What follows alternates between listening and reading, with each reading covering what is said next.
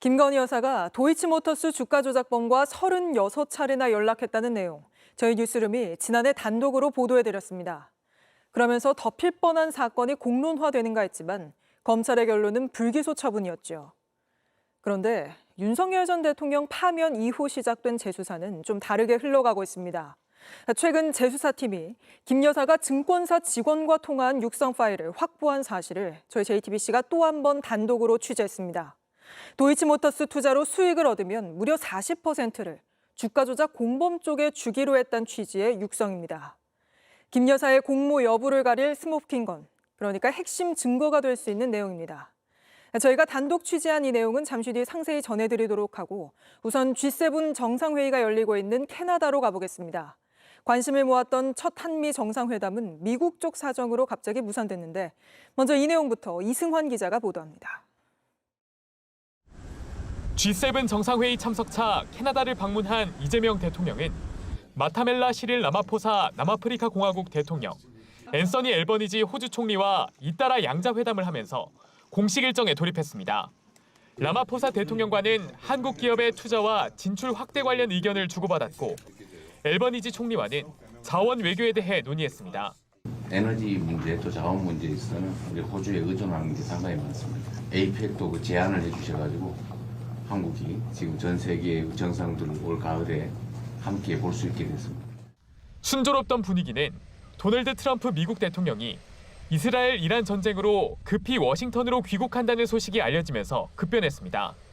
대통령실은 당초 한미 정상회담이 예정돼 있었다는 사실을 알리면서 두 정상의 만남이 최종 무산됐다고 밝혔습니다.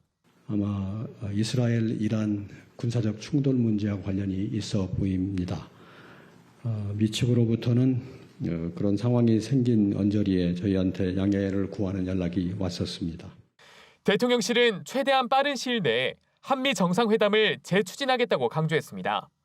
당장 다음 주 네덜란드에서 열리는 나토 정상회의에서 두 정상이 만날 가능성이 제기됩니다. 대통령실 고위 관계자는 나토에 가게 된다면 그렇게 될 공산이 있겠다고 했습니다.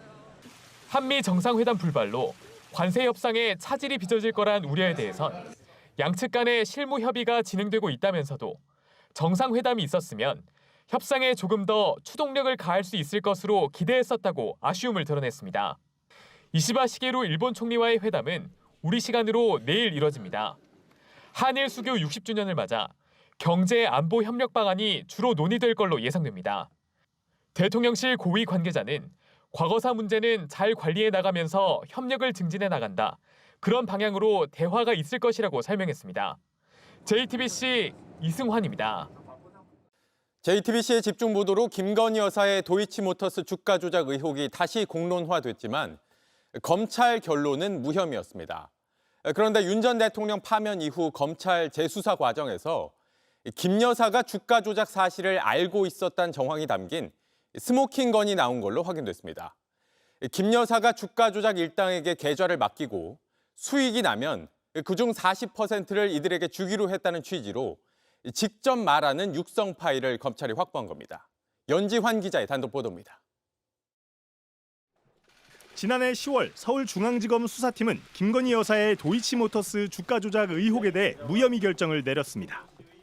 그들의 시세 조정 범행을 인식 또는 예견하면서 계좌 관리를 위탁하거나 직접 주식 거래를 하였다고 보기 어려워 금일 피의자에 대해 혐의 없음 결정을 하였습니다.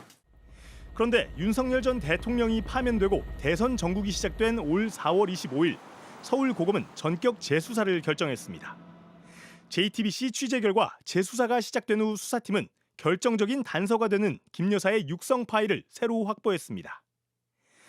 녹음 파일엔 김 여사가 증권사 직원과 통화하며 블랙펄에 계좌를 맡기고 40%의 수익을 주기로 했다는 취지의 육성이 담긴 것으로 파악됐습니다.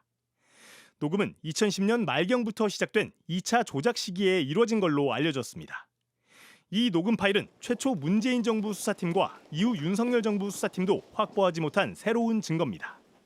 하지만 올 4월 재수사가 시작되고 50여일 만에 김 여사의 혐의를 입증할 수도 있는 증거가 발견된 겁니다. 블랙펄 인베스트는 이른바 BP패밀리 이종호 씨가 대표로 있는 업체로 2차 조작의 컨트롤 타워로 지목된 곳입니다. 김 여사는 BP패밀리, 김 여사와 한 배를 탔다는 주포의 진술을 JTBC가 보도한 바 있습니다.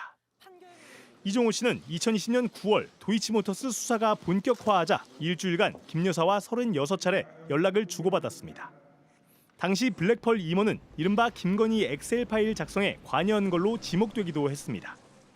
검찰은 도이치모터스 공범 제조사 과정에서도 수익 배분이나 약정 관련 내용을 알고 있었는지 캐물은 걸로 알려졌습니다.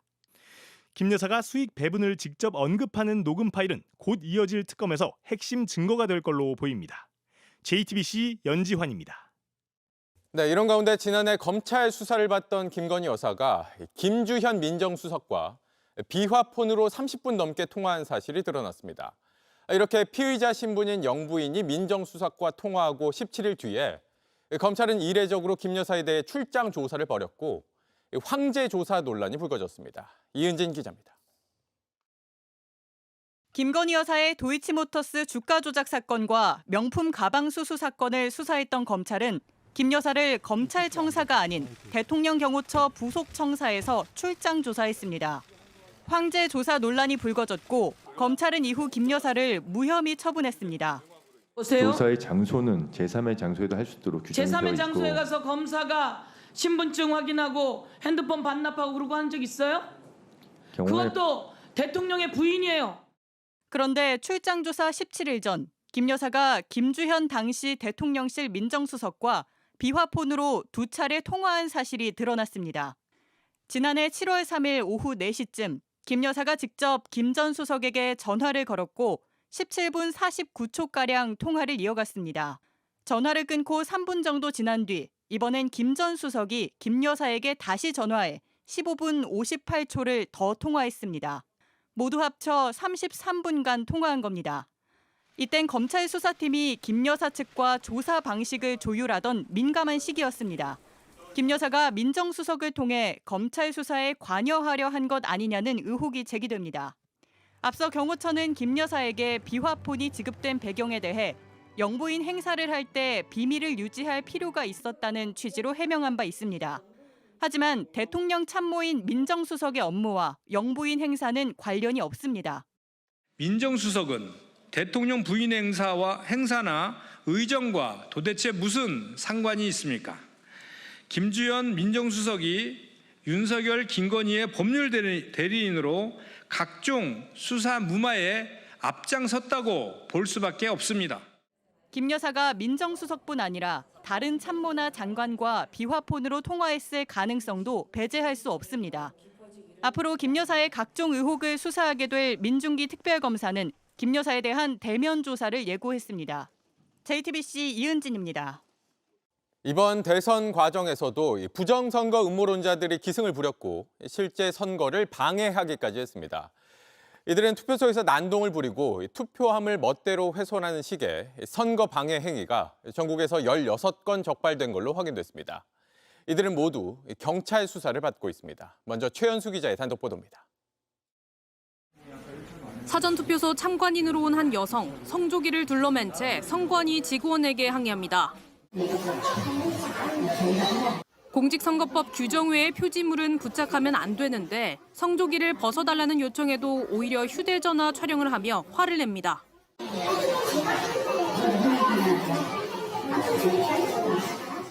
경기도 화성시의 한 우체국으로 태극기를 단 차량이 들어옵니다. 관외 사전투표지들이 모인 보안구역까지 휴대전화로 촬영하겠다며 난동을 피웁니다. 이들은 다음 날 새벽엔 화성시 선관위원회 청사에 난입했습니다. 관리 중인 투표함을 촬영해 결국 경찰이 출동하기도 했습니다. 사전투표 참관인단이라 속이고 무단으로 들어온 겁니다. 또 다른 지역 선관위에서는 부정선거를 감시하기 위해 사무실에 들어가겠다는 무리를 막으려다 선관위 직원이 다치기도 했습니다. 이렇게 지난 대선 선관위가 적발한 선거 방해 행위는 전국적으로 총 16건에 달합니다.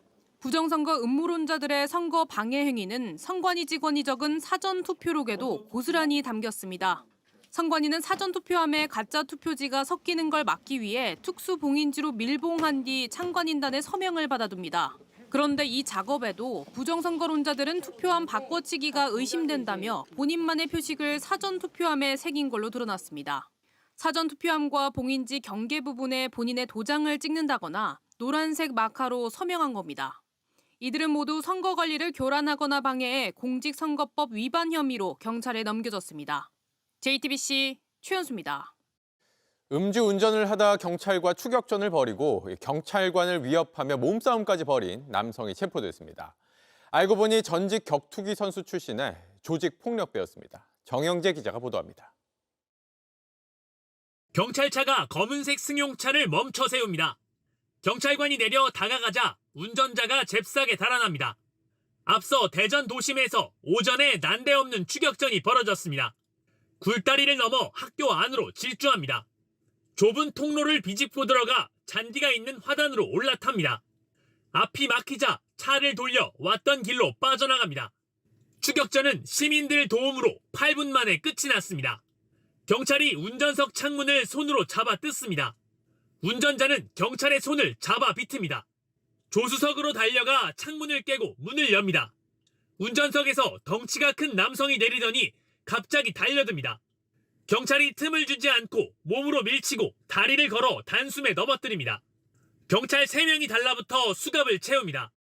본인은 운동을 많이 했었고 격투기를 한 적이 있기 때문에 나랑 한판 붙자. 내가 너를 이길 수 있다. 제압할 수 있다. 죽일 수도 있다. 이런 얘기를 했습니다. 붙잡힌 31살 남성은 실제 전직 격투기 선수 출신의 조직폭력배였습니다. 음주 측정도 여러 차례 거부했습니다.